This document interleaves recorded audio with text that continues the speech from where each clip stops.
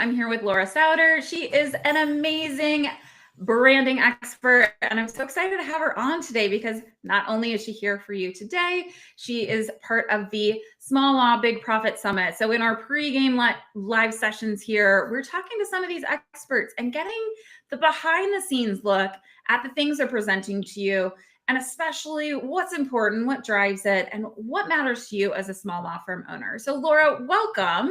I'm so glad you're here today. Thank you so much. It's great to be live with you. Thanks, Laura. Would you share a little bit about you and your background? I know that you just have this eye for design, but it's really grounded in some real experience and root principles. So share a little bit about what you do and how it matters. Thank you. So Agency Bell is 23 years old this year, and we are a brand strategy and design consultancy here in Boston. And basically, I really just try to help unveil the story that people have. And when I say people, I mean clients, their businesses, because at the end of the day, they are creating goods and services, but they really are telling stories. So I try to unveil the story and shape it and share it. Love it. And that story is so important. I think it gets lost in the shuffle somehow. Can you talk a little bit about what do you mean by story? Let's talk about that. Like, what does that mean? I think especially for the small law firm, the attorneys just think I'm an attorney and that should be enough sometimes. How would you describe that power of story? So I think you said it perfectly. They know their product, they know their service, and that should be enough, right? But guess what? Many others also have the same product and service. And so, in a cluttered marketplace with lots of different estate attorneys, let's just use that as an example. So, without getting caught up into price or location, why should someone choose them versus another? So, some people, let's just say in medicine, might talk about someone's bedside manner. Even as an attorney, they might have their own special secret sauce, their own special bedside manner, if you will, of how they treat their clients, how they approach the problems that they have. And again, it's a unique formula that hopefully is different than anybody else out there that also does estate planning, let's say. So I try to help those clients really find that again, that special sauce that's unique to them. And that's really how people end up making decisions, not just, oh, there's a there's a Dunkin' Donuts on the corner of X and Y, or there's an estate planning attorney on this intersection. Really trying to help them rise above that commodity status. I love it. So it's not so much what you do, it's who you are. And that's what's attracting clients and what differentiates you in the marketplace, because people don't want any estate planning attorney. They want one that's competent, of course, but they want the right person. They want the person who's going to listen to them in the right way or treat them in a certain way.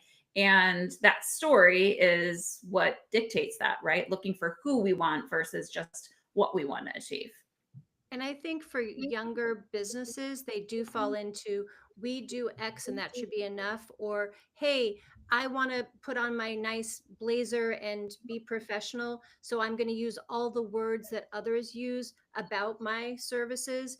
But once you really get, seasoned and you're in your business and you're in your practice, it's, you can be a little more vulnerable. You can be a little more nuanced and allow your own personality to shine through. And again, even if you are several attorneys large, I mean, it's not just for an solo practitioner.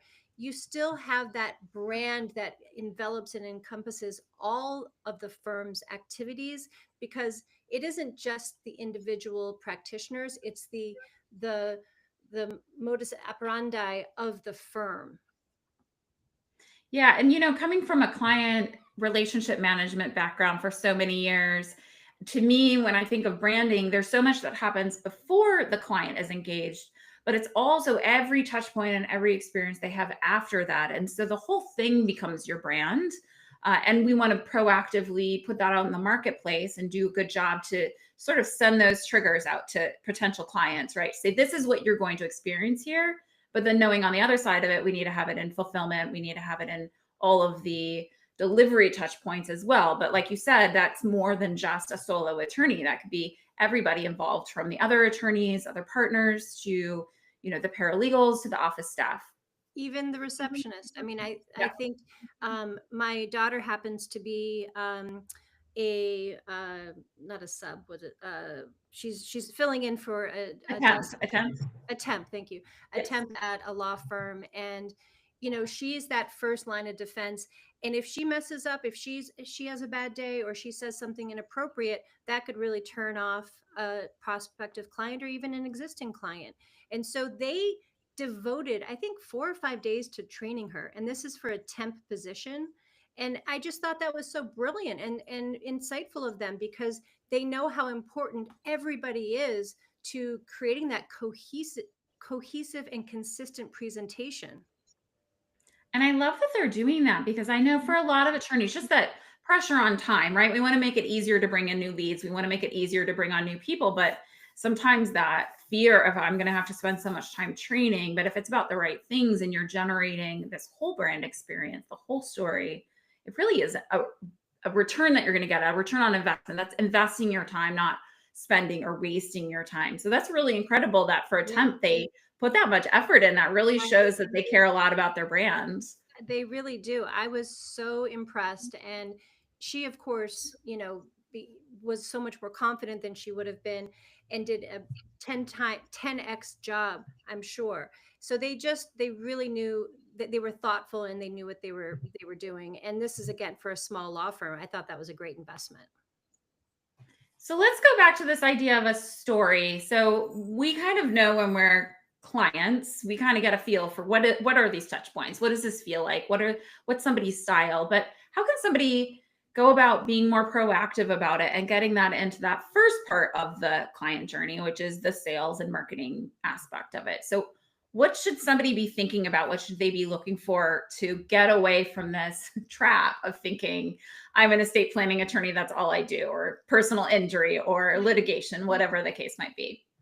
Well, I think it's really important to step away from your desk for a moment. And obviously, if you're doing it by yourself or you're doing it with your team, take some time out to really take a pulse on your firm. It's also good to look at the competitive marketplace and see what other people are doing, not to copy it, but just to be aware of it.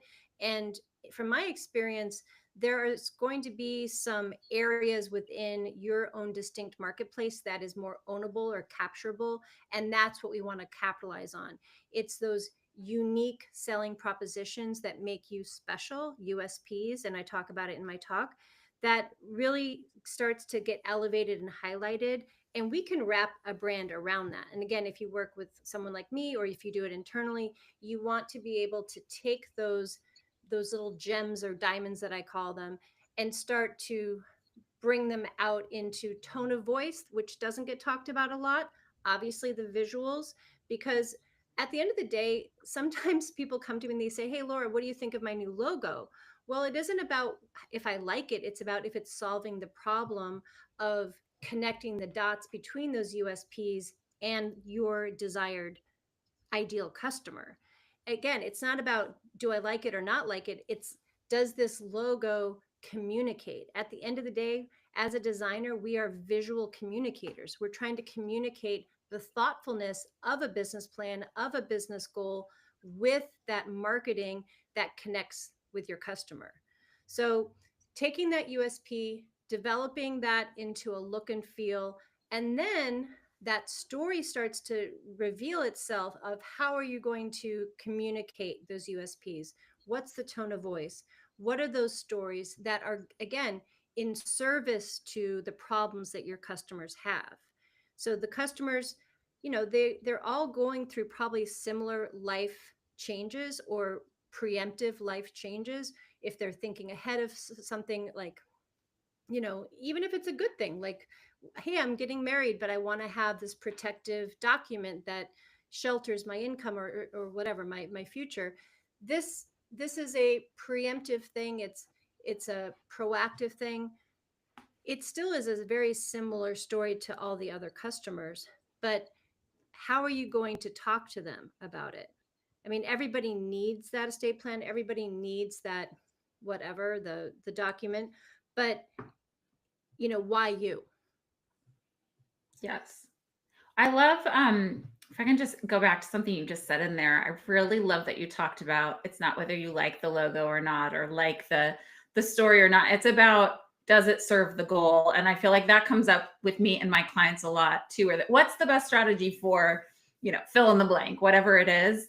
And the answer is usually, people would love a cut and dry answer, but it really is about, does it serve the goal? Does it get us further to where we want to go? Does it send the right messaging? Does it give the right feel to it? Does it help the business succeed? Does it help us create a story for that client who has a particular thing going on in their life or their business that they've come to an attorney about? So I really love that you've said that, because I think when we go blindly down a pathway, do I like it? Do I not like it? Does it feel good to me? It's really about, does it feel good to the other person? Does it get us where we want to go? Does it further the conversations that we want to have? And I think sometimes when people hear me say those things, they get worried that they're turning off another section of the marketplace. And I feel like there's plenty of money to go around. It's about connecting with the right people. So I use this analogy of going into Times Grand Central Station in New York City and saying, "Hey, you." Nobody's going to turn around. "Hey, you woman." A couple of people might turn around, but again, is it the right woman? "Hey, you blonde woman with uh 2.2 kids living in the suburbs of Boston." Now fewer people are going to turn around. You want the right people to turn around and focus on you and give them your money. So it's about the right people.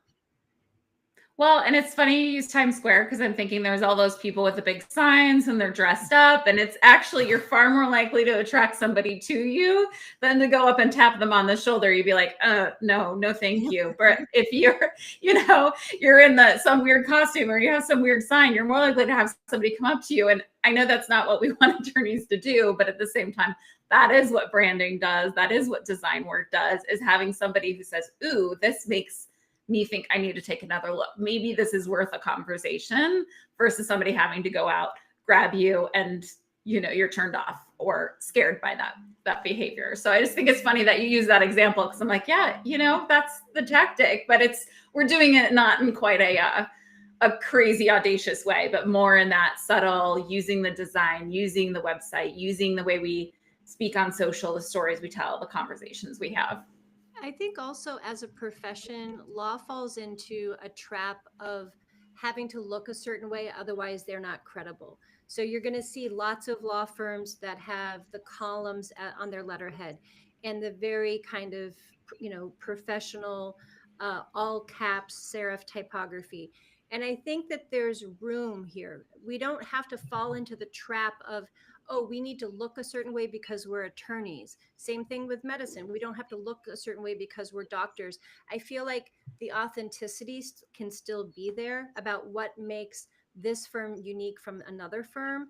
And again, small or large, I think even more importantly, as small practitioners, you really get to allow yourself to be a little more authentic than some of the bigger firms that have been so ingrained in a certain way. So you get to have that agility. And how magical is that? And I love that. We're not suggesting that anybody is unprofessional. It's really about putting that personal slant to it, putting that uniqueness to it that differentiates you from all the competitors who are sitting in that safe zone and are looking cookie cutter compared to all the competitors. So, yeah, I think you're right. I always get excited when I go on an attorney's website and I do see something different. I don't just see the courthouse steps and everybody posing, and those things are fine and they look professional, but there's so many other ways to come across as professional, but also heartfelt, or attentive, or whatever the brand messaging needs to be in that case. Right. By being relatable, you're not downgrading yourself in any way. You still have the pedigree, you have the law degree, you have the professional approach, but you are relatable in other ways. Yeah, very much so. I love all that. So let's talk a little bit about the summit. You're going to be giving a expert session there. Could you share a little bit about what it's about? What are the highlights, and why should our small law firms, if any of this is resonating with you, what will you be delivering there that they should tune into? So, my topic is the value of branding, positioning your law firm for success. And it's on the sales and marketing driven day. I'm also going to have a live Q&A, which I'm very excited about, which is at 2:30 p.m. Eastern on December 10th. So those are, that's something to kind of put on their calendar as well. So what is it about? So really, I mean, I feel like it's just kind of getting to the core of what are some of the main, again, the unique selling proposition. What is that? Why are we, why do we exist? Who's our competition? How do we want to be known in the marketplace? What is that brand essence that is unique to us? Also, how do you start to craft a message? How do you start to connect the dots and make that story to resonate with your ideal client? And then finally, just having the bravery to get out there and share that consistently over time, because branding, like marketing, is not a one and done. It's an effort that takes the whole team to be on the same path. There's a roadmap that gets established through branding, and that roadmap is a trajectory from today to this aspirational place that is 5 to 10 years out. So once we have that place that we're heading towards, it takes that consistency to model it over and over again, and again, from every staff person to every touch point. So those are some of the highlights. Love it. I think that's going to be a great session for all of you. So if this is resonating, if you're looking to do something different, you really do want to differentiate. And I think it becomes even more of a powerful aspect of your firm, particularly given just all the AI generated content out there, the fact that so many attorneys, their websites all look alike, and just there is a lot of competition. That being able to take your personality, your unique way of doing things, your unique selling proposition, and bring it out more consistently in everything you do and all these touch points is incredibly, incredibly powerful and valuable. I guess we called today the power of branding, and it'll be the value of branding in the summit. But all around, I think it's going to be amazing. And I'm so excited to have you be a part of this, Laura. Could you share, before we close out, any other thoughts or any actions that you'd want somebody to take maybe before they come to the summit, besides signing up? I hope everybody signs up. But what would be something you'd have somebody, have a small law firm think about between now and the start of the summit? Well, definitely sign up. That's first. Secondarily, I would take some quiet time to reflect not only what you want to achieve or get out of the conference, but really kind of bring yourself back to those early years of being in law school, and like, what do you want to be when you grow up, and really start to have that visionary side to yourself, where you're not thinking practically, but you're really thinking emotionally in a visual, in a visionary way, that if you could snap your fingers today and be transported to this magical place, where do you land? And so, because again, we get to invent this. This is an aspirational goal, to become a certain way or to put yourself out there in a certain way, and we get to say that, we get to craft that.